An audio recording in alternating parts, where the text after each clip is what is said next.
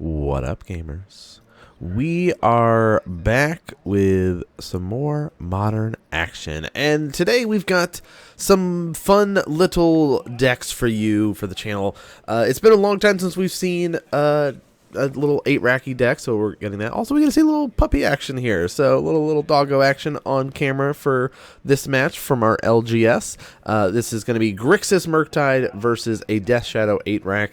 Of course, this was recorded up before we went to Atlanta, and I had not played with the Death Shadow list, so I really wanted to try to test out as many lists as possible. And so I was like, okay, maybe there's something here with a Death Shadow list and 8-rack together. I've shifted it up a little bit. You'll see a bunch of cards. Like, I play this Quest of the Nihil Stone, and all the players are like, what are you playing? I'm sorry, what is that card? What did you just say to me? You know, so playing some fun little 8-racky stuff. But I had since adjusted it and kind of adjusted the Death Shadow cards and decided to shift it up a bit and put Lingering Souls in my list instead of, because it was originally Orzhov, 8-rack style, and then I decided Lingering Souls seems like a good addition in there, whether I'm discarding it off of like a smallpox ability and then I just flash it back later, just being able to have some blockers, and so I've adjusted the list. So this is the first time testing it out and seeing how it goes. On the other side, we see a Grixis Murktide. You can see the frog coming down here, one of the best Dimir creatures in the game here. Now, one of the downside and challenges to playing a discard focused deck, and you can already see there's a Murktide in hand as well, is one of the downsides is if you play against a deck like a Murktide list like this that has so many draw potentials with frog and things like that, without having a specific removal piece, it does become very challenging to be like, my goal is to get you to have one or less cards in hand, and every turn you're essentially getting 2 cards because you're also drawing off frog and drawing for turn. So it does become a bit of a challenge, and very much like, okay, do I have a way to kill your creature, or do I have a way to stop you from attacking? So there are some tools that we've got at our disposal. Also, the really exciting thing about this match is this is a newer player to the modern scene, at least to the Grixis Murktide, and they've been slowly updating and upgrading their deck over time. Like, every so often we'll see, okay, we've added this new addition to the deck and this to the deck, and it reminds me of when I first got into a specific format or got into a specific deck, and it's like, nowadays I have a disposable income and I can be like, yeah, I can buy the cards that I want for the deck and stuff like that, but there was a time where I was like, oh, I just want to start at this state, and over time you start upgrading a deck. So I would love to hear from you guys watching at home. What has been one of your starter decks, whether it's like Commander, Modern, Pioneer, Standard, whatever, that you're like, I started with this deck and then I slowly kind of built it up. Like Vexing Devil, you never see that card anymore at all. I love Vexing Devil. That's one of those cards that I played when I first started and jammed it in decks. I'm like, yeah, this card's great. I'm just doming somebody for 4, or I have a 4/3, and yeah, if they're blocking, that's fine, but surprisingly powerful in this case. Well, I mean, it helps out if you're running Death Shadow, but I don't know, Vexing Devil, every time I see it, I get so super excited. So let me know what decks were some of the first decks that you played. Like I said, I played when I first started a red deck that had Vexing Devils in it, and then quickly, right after that, it was like, oh, wait a minute, there's infect stuff I can do. Let's try this other alternate win con. And I was doing mill stuff, and my first commander deck was Phoenix Mill, so I was all over the place doing a bunch of different things there. So yeah, now we have so many different modern decks that we play, and I love just different strategies and different styles of things. Like Death Shadow has come and gone. One of my favorite decks was the Grixis Death Shadow back in the day with Gurmag Anglers and stuff like that. A deck that doesn't really exist anymore. Death Shadow does pop up every so often.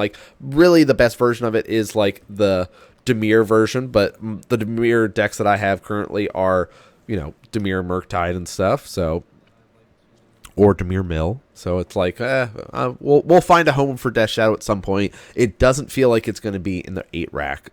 Maybe we'll do a Jund stuff, but even then it's just I don't know, Jund doesn't feel as good as it used to either, so But let's get back to this match here, this game, because we do get to see some other, new tools available to us. Looks like a 5/5 death shadow is pretty scary, but there's plenty of tools in the graveyard that we can be able to, of course, exile those away and give the frog flying. But we also have this little kind of one of, well, more than one of, but a couple additions that the player is going to be running here. We see the debate. Do I do it? Yes or no? Maybe. Yeah, let's do it. So this is that enter the enigma. Target creature can't be blocked this turn. You draw a card. You know what? If you're looking for some unblockable stuff, pushing for damage with the Vexing Devil. Also, it replaces itself. Like, surprisingly, a decent card as a, I'm looking to draw extra cards and do extra things. Like, you want cantrippy effects that also have upside. This seems like a pretty decent card to be able to kind of test out and play around with. Now, there is that kind of downside and risk of going, oh no, am I going to get, 2 for 1 or something like that. I'm trying to interact. My opponent blows up my creature or something. Yeah, there's those challenges, but, we don't see that being the case here at this point. It actually allows us to push for damage. Inquisition going to come in, and in response, we get to push that ever-growing Death Shadow off a cliff. So again, this is a very, very tough matchup here for the 8-rack style because of just hey, I've got removal for your Death Shadow. I've got extra draw stuff, so your kind of discard effects are not really relevant here. So let's see what you end up doing in this case. There's another little fun of that this player has kind of added to their list here. So we're going to see it with the little discard effects, which I think is a really cool, you're experimenting, you're testing out. I'm a huge fan of doing okay, what one-ofs can I add to my deck? If you've looked at my Mox field, which, pretty much every list that we post up on the channel goes onto the Mox field. If for whatever reason a list is not there, let us know. We'll make sure to add it up. But one of the things we do is we're always running 61 cards in Modern, because I love having just a couple of one-ofs thrown in there. But here's one of those fun things that this player has decided to go for is the Blood Gas. So they said, you know what? I get to discard it and pump up the frog, right? And then I get to play lands. It comes back. We've seen this sort of style of plays with a couple of food builds that people have done where they're like, oh, here's my Oval Chase Daredevil or whatever it's called. For whatever that... Is that the name of it? The Daredevil thing that when you have an artifact entry, you return it from your graveyard, right? There's things like that that are what ways can I make Frog even better by just having a continual discard outlet? And that's one of the ways to just sort of, Blood Gas and push for damage here. But looks like the scoop up here, going into sideboards, finding some tools to kind of help us out here. And, of course, we do cut out the sideboard stuff because, there is time in between that where players are shuffling up and thinking, and we just kind of cut all that dead space and dead air out just to kind of get in there and get going for it. Now, we do have a lot of other really good games coming up soon and more videos to show you. We're going to be talking about Pro Tour Edge of Eternity next week. We've also got the week after that our MagicCon Atlanta adventures. You guys can be able to check out some more content of that because we did attend that as a featured content creator. So it's a little bit of a behind the scenes of what that looks like. We hosted a Modern event there, so it was a ton of fun to be able to do that. So stay tuned for that kind of footage. And then, of course, gameplay. We've got some players that have updated their lists to reflect the Pro Tour. Of course, one of our control players has updated their blue-white list to reflect the top 8 list and be like, yeah, I was doing some things a little bit different, but it's just this player is definitely more experienced with the list, and they kind of have put in the reps, and they've the way that they've done it makes a lot of sense, and it makes me go, well, maybe I need to update my blue-white control list as well to kind of be more but I love having the little just nuanced one-ofs. So we'll see. I mean, it is the Isochron Scepter lockout stuff. So that we have some of that footage to show you. We've got some more Esper Blink shenanigans. We've got some Goryo's shenanigans to be able to show you. So there's a lot of cool stuff still in queue. Plenty of mono blue Tron, things like that. But if there's a specific deck that you want to see, let us know. We'll try to highlight it a little bit more. There's still some more Infect stuff running around for you guys to be able to enjoy. So some Living End also coming up soon. So lots of different games available here. Of course, we are doing games every Monday and Thursday, but at least for the next couple of weeks, our Monday is going to be dedicated to some of those, additional videos there. But let's see what we get It's another, yeah, looks like the Devils are coming to the front here. Vexing Devil going to get dropped down and immediately domed to 4. That's the other thing too. It's like if you're playing against a deck that doesn't have a lot of removal available to it or doesn't have a lot of creatures to block, the Vexing Devil becomes a lot more impactful the longer it stays out, right? It's basically guaranteeing 4 damage whether it's there or not, but in this case we see a Death Shadow get dropped down. So like that doming to 4, of course, makes a lot more sense where you're like, yeah, I want to take damage, and you're helping me do that. All right, let's see. Where do we go from here? Another Vexing Devil. We've got some Considerers. And what was the Fatal Push here? Is that Fatal Push? I can never tell the Final Fantasy arts. It's like it all just sort of blurs together of like this crazy splash of color. And I'm just like, what the heck is that card? I have no idea. It's like when a player played Yawgmoth when it was like that art, and I was like, I don't even know what this is. All right, but exile in the graveyard can be beneficial here. Drawing a card also lets us set ourselves up to kind of help fight and keep the Murktide at bay, because we saw the Murktide in game number 1.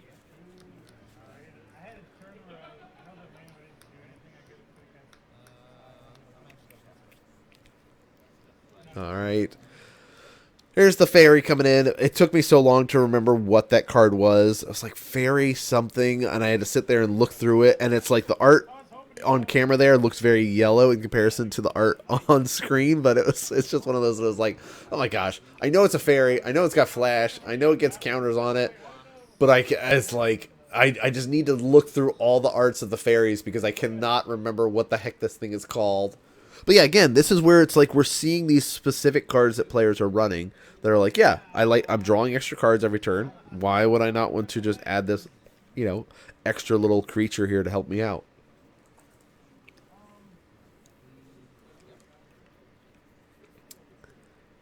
All right, but doing the beats, dropping our opponent to 10.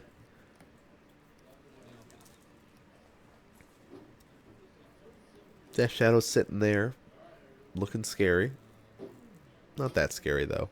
I definitely enjoyed the rack, namesake of the deck. Shrieking Infliction, of course, there's four of the racks in there. That's where the name 8 rack comes from, of these types of slice and dice effects on artifacts and enchantments. But there's the push. Yep. Let's get rid of that Death Shadow here. Ooh, another Goyf coming out. So it does care only about the creatures or card types in your graveyard, where Cosmic Goyf cares about exile. The regular Tarmogoyf cares about both players' graveyards. So lots of Goyf action. Speaking of Goyf action, we do have some more Cosmogoyf gameplay I was just thinking about still in queue somewhere. So yeah, we're going to start sprinkling in as many different games as possible. It also just depends on, you might see like a pattern every so often of we're seeing a lot more of these Mono Blue Trons this month, or a lot more of these games where it's just I kind of get hyper focused on certain matchups. I'm like, yeah, let's watch more of this, and then it's like, oh wait, we featured this twice this month. Let's diversify it a little bit more. Another Vexing Devil going to drop down. Let's get rid of that, of course, dropping to 4. Again, if we're playing a Death Shadow list, that's, having low life is perfectly fine. Now, we don't have the I win button because we don't get access to, red or something like that, which I used to love in the Grixis Death Shadow, of going, here's a Teamer Battle Rage, and I will give this trample and a double strike, and I'm just going to kill you now. Right? Like this oops I win button that's available. I love having, you hear me talk about it all the time with different decks of Splinter Twin, but it's is it Wizards with Splinter Twin, so I have that oops I win button, just kind of being hey, do you have a way to deal with this? No? Okay, I guess you die. The combo in me, just years of playing Infect is just yeah, I guess let's do that. I go from these moments of I want to just sort of combo you down or do this one quick boom, boom, boom, get you. And then I also am like, hey, I'm happy to just play the longest game of Magic ever, and let's play land go forever. And like, you've seen games where we've gone to time on this channel where I'm sitting here and playing like, you know, Esper Blink versus a control deck, and I'm just like, yeah, let's go do this, or let's, you know, sit here, control versus control matchup and do those fun things. But so things are looking rough here with the maybe we're gonna bounce your thing with this into the Flood Maul, but no. Enter the Enigma, draw a card, build it up.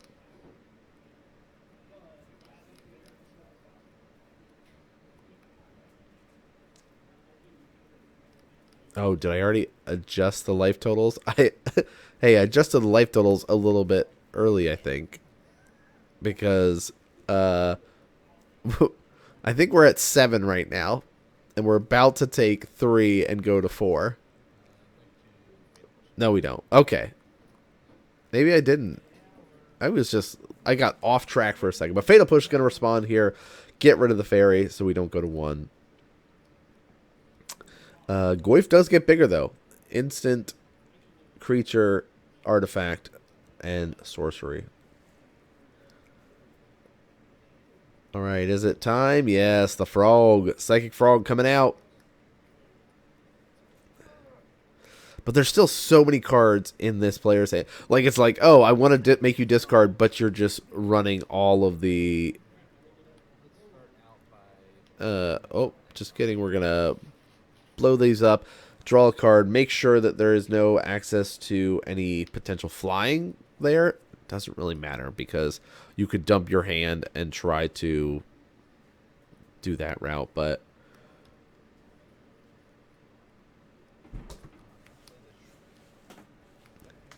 Shrieking Affliction, the 8 racks are building up, but there's still so many cards.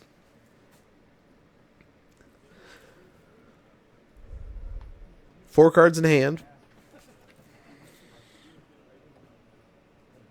Death Shadow player at 4 life. Doggo waking up. Wants to play Magic, apparently. It's like, get your paws off the table.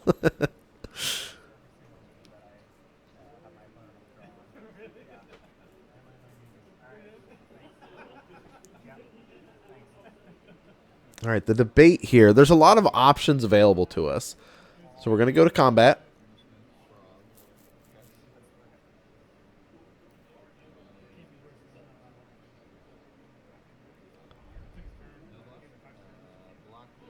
So then we get to go to blocks here. Into the Flood Maul. So here's the... and then we're going to pitch these...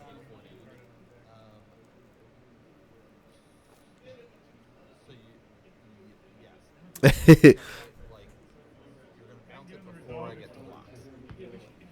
so like if I block it and then you bounce it, I like absorb the hit. Okay, I see what you're saying. So like if you if you declare So attacks, instead of waiting to declare blocks, so you go ahead and bounce it. Right, because so there's that can't. like Okay. exactly. All right. So you got it. All right, so yeah, there was that moment there of like, okay, we knew what the plan was, right? We know that the goal here is to clear the path so the frog can hit you. I'm going to dump this and make this work here. It is very all in, and if there was like a Fatal Push or something there, we get blown out. But the declare attacks, there's that window before declare blockers, right, where you still have priority, where you're going to say, I would like to declare attacks, or even before you move to combat, you try to bounce the Nethergoyf and see what your opponent does, and then you can kind of interact and go from there, and you're like, okay, into the Flood Maw, bounce, return your Nethergoyf, you don't do anything, move to combat, swing in, let's dump the hand and try to kill you here, or you just kind of poke in for 1 and see what happens, but like, I feel like it all lined up. We knew what we were trying to do. But you can see a little bit here. Hey, here's the Smallpox. Here's the Flagstones of Tarkir. It turns into a Godless Shrine. So that's kind of where we wanted to Go. We had all this old 8-rack stuff. We wanted to try to bring it, of course, to Atlanta, so we have since updated it. Some people played it in Atlanta. They had a fun with it. I had fun. It was a really fun matchup, actually, doing 8-rack versus Enchantress, because it really did feel like such a race moment where you're like, oh, you're trying to draw a bunch of cards off the Enchantress effects, and I'm trying to strip away your resources before you can build that all up. So definitely a ton of fun, and we'll be showing you guys more of this sort of gameplay and action on the channel. So thanks so much for tuning in and watching, everyone, and I'll see you all next game.